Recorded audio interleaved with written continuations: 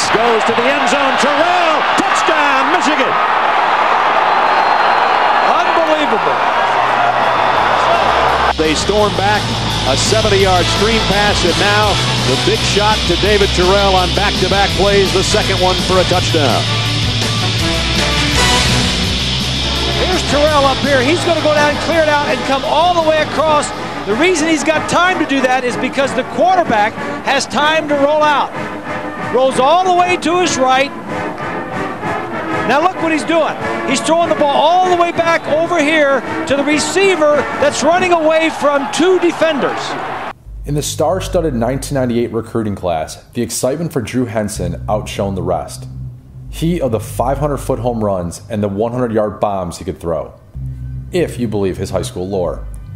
He was not only going to start from day one, but he, not Ron Powlus, infamously tabbed by Beano Cook, might even compete for the Heisman Trophy as a true freshman. Hype is synonymous with sports.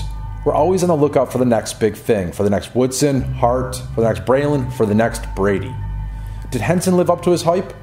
Over the course of 3 seasons, including one in 2000 as Michigan's starting quarterback, he certainly showed that he possessed every bit the physical skill and mental acuity that had been promised. But he left Ann Arbor before truly fulfilling his destiny. Hype, 100. Substance, probably an 80. The early 2000s ushered in a new era of video highlights and high school all-star games broadcast on TV, which ramped up the hype machine even more for players like Steve Breaston and Ryan Mundy. Breaston starred in the Big 33 matchup between Pennsylvania and Ohio, and his 2002 film became the stuff of legends, putting impossible expectations on the return man. When he redshirted in 2002, the din grew even louder for his debut performance in 2003. And as far as living up to the hype, well, on his very first touch, the Pittsburgh native returned a punt 38 yards against Central Michigan.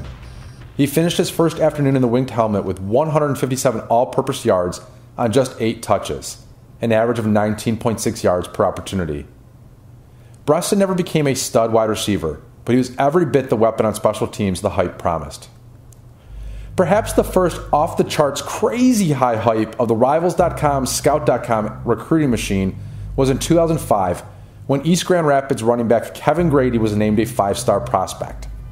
As folklore goes, he went off for a 98-yard touchdown run as an early enrollee on his first carry participating in bowl practices for the Wolverines' Rose Bowl showdown with Texas. Grady was supposed to supplant Mike Hart as the running back that could do it all. Instead, Grady finished with 783 yards rushing in his career, a respectable number sure, but 4,257 yards fewer than all-time leading rusher Hart. We didn't need to hear reports from through the grapevine with Carlos Brown. An early enrollee in 2006, the Georgia native broke free for a 50-yard touchdown run in Michigan's spring game that year in front of more than 25,000 fans and the media, creating the impression he would team up with Hart to bring the home run threat the Maize and Blue lacked. Then, that entire summer, the hype for Brown to eventually steal the starting job away from Hart grew. In the end, Hart rushed for 1,562 yards, and Brown finished with 41 in 2006. Then there are cases where desperation overtakes a program and need becomes so great that we pray for the answer to arrive in the next recruiting class. That could be the argument for the 5 4-star offensive linemen that signed in 2013. Patrick Kugler ranking as high as number 82, Kyle Bosch number 104, Chris Fox number 142, and Dave Dawson 165. Logan Tillman was not ranked. On the heels of a dreadful 2012 performance by the Michigan offensive line, this was the unit that was supposed to permanently change the fortunes of the Wolverines under Brady Hoke. They never did. The quintet making just 3 total starts at U of M, though Kugler remains on the team and could win a starting job this fall. Sam McGuffey, Will Campbell, Kyle Kalis, Derek Green, Tate Forcier, Devin Funchess, Drake Harris. Hype, hype, hype, hype.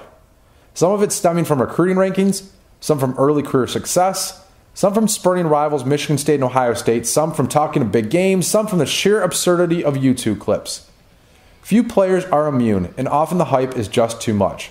It was too much for Jabril Peppers, who was likened to Charles Woodson both in 2015 and 2016, but fell short of such a standard. And now, today, in 2017, we find ourselves hyping sophomore defensive end Rashan Gary. The best defensive end in school history? A number 1 overall pick? A contender for the Heisman Trophy? Gary may just prove to be spectacular. He may be an All-American someday. He may set records at Michigan. He may be a once-in-a-generation player for the Maize and Blue. I hope he is. But we must temper our hype. It is an unfair burden to place on these Wolverines, judging their careers not by what they accomplish, and in many cases, these players that I mentioned today added proud chapters to the Michigan legacy.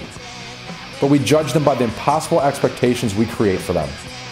So here we are, saying that Rashan Gary will be one of the best players in school history. Let's replace that hype with hope, and hope that during his career, we'll be very thankful he chose Ann Arbor to call home.